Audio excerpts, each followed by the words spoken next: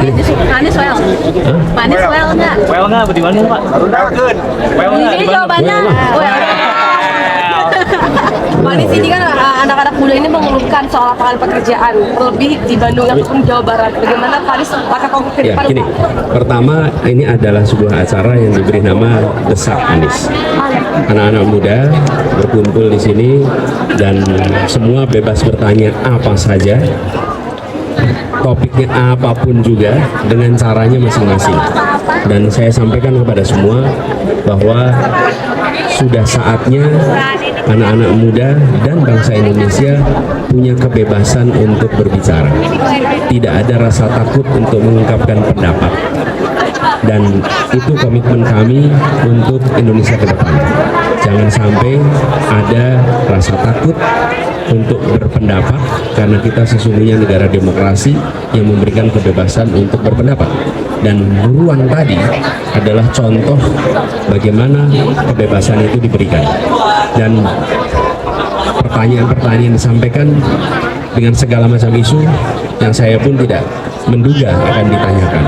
Jadi ini kesempatan yang menurut saya harus lebih sering dikerjakan di dalam proses kampanye itu, sehingga kami-kami yang berstatus calon lebih banyak mendengar, menyerap, sehingga bisa menjadi bahan untuk penyusunan langkah-langkah Indonesia ke depan. Lalu secara khusus soal lapangan pekerjaan. Lapangan pekerjaan ini akan meluas ketika kegiatan usaha didorong di sektor-sektor yang padat karya, sektor-sektor yang menyerap tenaga kerja banyak. Kalau investasinya tinggi, tapi sektornya sektor yang capital intensif, bukan sektor yang labor intensif, padat modal, bukan padat karya, maka penyerapannya rendah. Dan itu yang terjadi beberapa tahun ini. Investasi kita tinggi, tapi padat modal, sehingga penyerapan tenaga kerja rendah. Dengan kita dorong investasi di tempat yang lapangan pekerjaannya banyak, maka anak-anak muda akan lebih mudah untuk mendapatkan pekerjaan. Sektor apa itu? Manufaktur, sektor agriculture, sektor itu, dua sektor itu penyerapan tenaga kerjanya tinggi. Nah, di sektor-sektor ini justru akhir-akhir ini malah menurun. Jadi yang harus dilakukan bukan hanya hilirisasi, tapi reindustrialisasi. Okay? Pak Anies, melanjut soal lapangan kerja. Tadi Pak menyebut kalau S2 itu jangan takut jadi pengusaha. Kalau misalnya Pak Anies sendiri soal gagasan lapangan kerja ini, apakah Pak Anies berani debat dengan salah satu cawapres tersebut soal gagasan lapangan kerja? Begini, ini pengalaman kami ketika di Jakarta.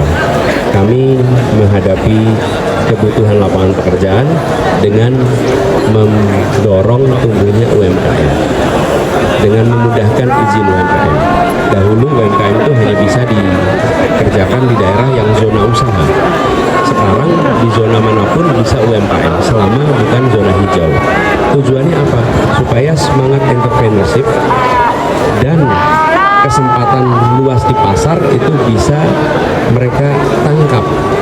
Jadi kembali seperti katakan Pak Leon, bagi mereka yang punya minat untuk berwirausaha, negara memfasilitasi.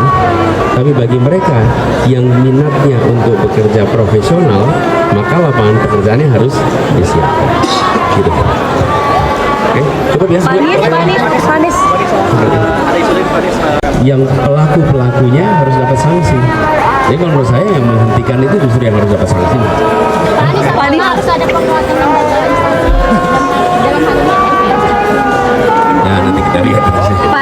Panis itu kan selalu menggaungkan tentang perubahan. Sebenarnya ada nggak Pak satu program pemerintahan sekarang yang Bapak ingin melanjutkan? Spesifik mungkin di KM. Begini, kalau yang namanya perubahan itu ada 4. Satu, ditingkatkan.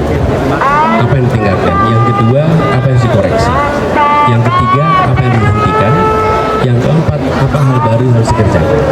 Jadi ketika kita mendengar perubahan, yang sering terbayang itu hanya nomor 3 dan 4, yang dihentikan dan hal baru dikerjakan. Padahal 2 sebelumnya. Ada yang harus ditingkatkan dan ada yang harus dikoreksi. Itulah sebabnya mengapa menggunakan objektivitas, gitu ya. Panis, Pak, kalau di KN masuk ke yang mana Pak? Panis tapi Caimin dengan Anies kan kadang soal ini memiliki jawaban yang berbeda. Kalau Caimin kalau Anies sama. Pak Anies, Pak, data KPU bocor terkait data KPU tadi yang bocor itu, apakah dari Amin sendiri ada kekhawatiran itu akan jadi kecurangan atau misalkan apa gitu Pak potensi? Nanti saya akan minta teman-teman seperti Pak Leon untuk membahas lebih jauh. Kan hari ini baru beritanya aja, belum ada penjelasan resminya. Jangan kita berkomentar untuk sesuatu kita belum punya informasi lengkap. Dan saya dari dulu tidak pernah mau, satu, menceritakan yang belum tuntas, dua, berkomentar yang belum jelas. Betul kan? Gitu ya? Thank you. Pak, dari 4 kriteria perubahan itu PKM yang mana? Makasih Pak. Ini nih.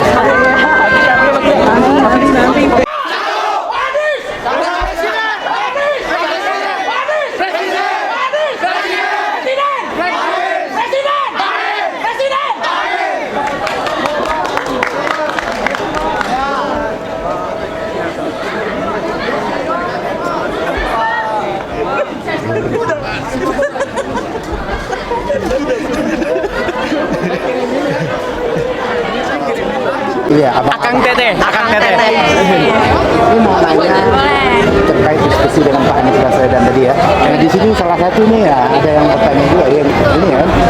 Nah gimana sih menurut kalian terkait diskusi hari ini, merasa puas atau apa gitu?